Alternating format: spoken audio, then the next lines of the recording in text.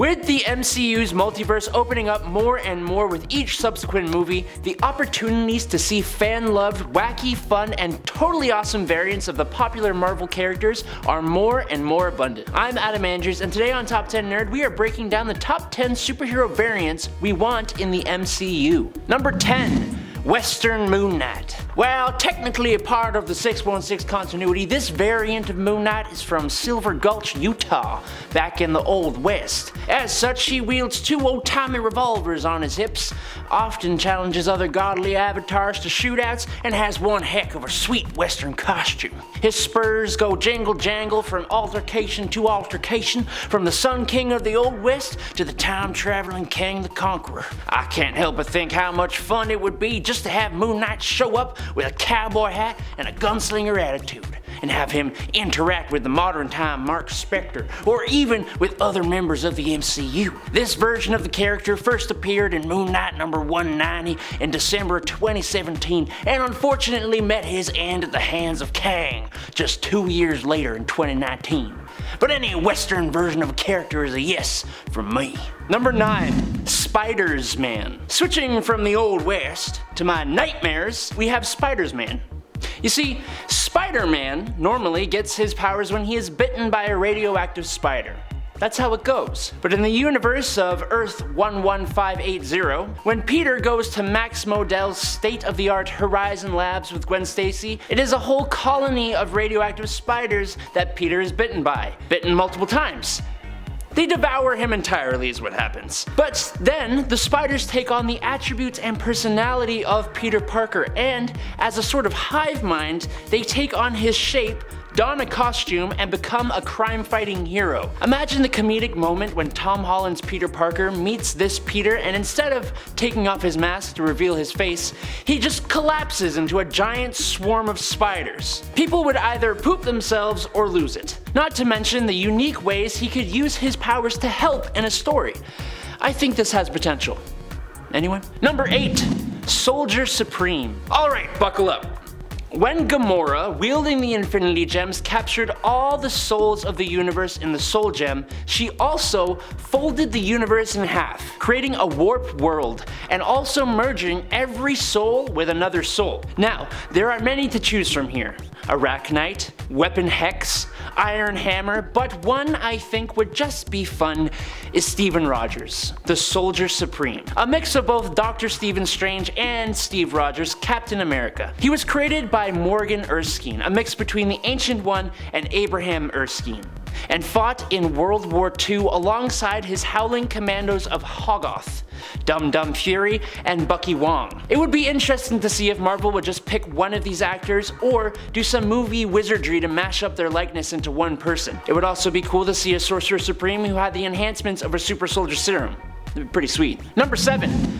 Iron Man Exiles. I think we can all agree that evil Tony Stark Iron Man is a great concept. He has a mindset and personality that lends itself so well to that kind of character. Then we throw in his intelligence, ingenuity, and weapons, and that's an incredibly powerful villain. There have been many iterations of an evil Tony Stark, but my favorite is the one from Exiles. It's honestly just the story of how he became the Emperor for life of the entire world. Anthony Stark from Earth 42777 is not bound by any concepts of morality, but he isn't outright evil. Well, he is, but he worked in the shadows, orchestrating mutant wars, natural disasters, famines, and supervillain uprisings, all with the goal of having the people of the world beg him to save them. What if they added a Tony Stark who was as cunning as this in the MCU? Maybe pretending to be there to help? Or maybe he'd come in wearing that cape of Doctor Doom and just start wrecking stuff. That would also be really cool. Number 6. King Thor, a version of Thor who becomes the All-Father in Odin's place after sacrificing his eye in the War of the Realms storyline. A former cosmic god cop and planet, father of half-giant Woden and grandfather of the 3 Thunder Goddesses, and wielder of the newly dubbed Thor Force. The Thor of Earth 14412 is so awesome. He fights with 616 Thor and young Thor against God the Gore Butcher in their climactic battle to stop the God Boom Boom. So I'm hoping that means we will see him in the new Thor Love and Thunder. If I'm honest, the joking and fun-loving nature of the Marvel Cinematic Universe might not be able to do him justice. His level of power, his epic and legendary nature, and the Odin-like seriousness of his character just feel like they would be much better in a more serious Thor story. But who knows? Maybe Love and Thunder's outward show will actually be much darker and a serious story than the initial trailer has shown. Taika Waititi has said that he thinks Christian Bale's Gore is one of Marvel's best villains. Just let All-Father Thor do his comic counterpart justice, please. Number 5.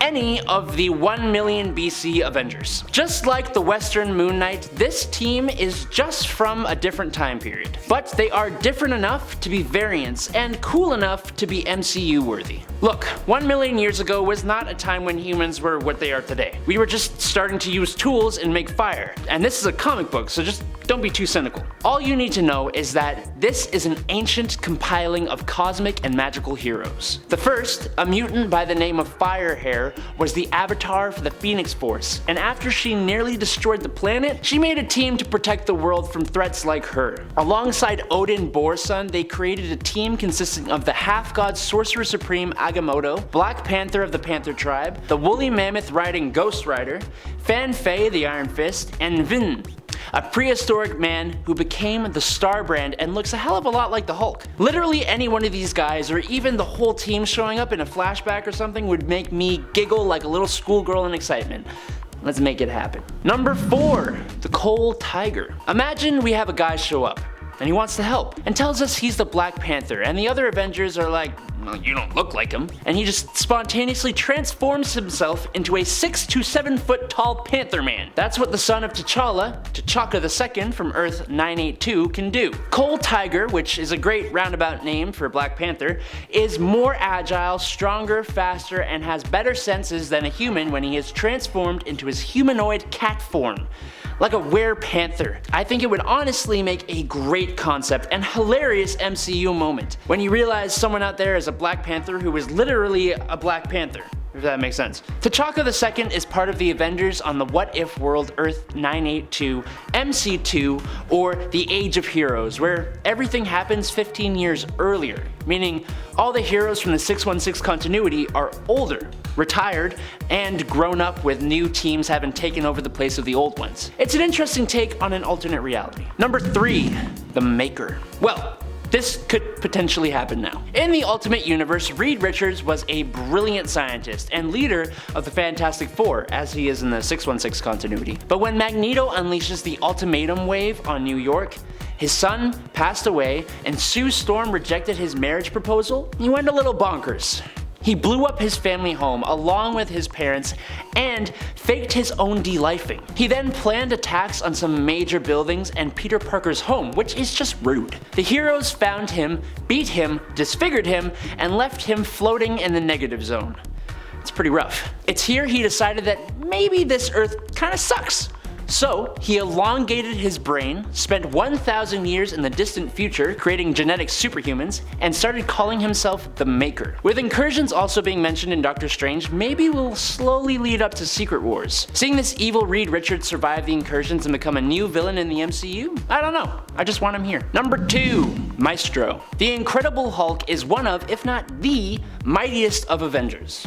So, when he is evil, there is not much that can stop him. In a far distant future, after a nuclear conflict scorches the Earth, the Hulk has become a tyrannical ruler. He has twice the strength of his savage self, with all the same intelligence of the genius Bruce Banner, but years of exposure to radiation has made him sinister and villainous. He is the Maestro, and he is pretty damn scary. Thinking how Marvel would implement him is the harder part. Maybe it could be closer to the Hulk Future Imperfect story that he comes from, with Hulk being teleported to the Earth 9200 and being completely outmatched by Maestro. We haven't really gotten a Hulk solo film since the Edward Norton Incredible Hulk, and there are so many different storylines to choose from. With the multiverse opening up, we are bound to see some alternate Hulks. How has the strongest member of the Avengers not shown up more? Seems like a cop-out to me. Number 1, Miles Morales. Born to African-American father and a Puerto Rican mother, Miles Morales of the 1610 universe was bitten by the Oz-enhanced spider that caused him to pass out and foam at the mouth. When he awoke, he discovered he had powers. He would go on to become the next Spider-Man of the Ultimate Universe, and people love him. I remember seeing the very first MCU Spider-Man and just kinda hoping for any mention of Miles. We get a little something, but it wasn't enough. I honestly think Miles should enter the MCU as a mainstay character, with Peter as his teacher and friend or something like that. Maybe now that he has finally grown into the more adult Peter living out on his own, maybe it'll take a bit longer, but it's gonna happen sooner or later. Too many people know and love this character. I mean, people associate him with the Spider-Man name more and more. Most don't even know he's from an alternate universe. He's an awesome Spider-Man and is more than unique enough to enter into the MCU as his own character. Alright, you little nerds, what did you think? Got any variants you think I've missed? Maybe drop them in the comments. Drop a like if you liked the video, and subscribe if you want to see more videos here at Top 10 Nerd. I've been your host, Adam Andrews. You can find my socials down below, and until next time, peace out, nerds!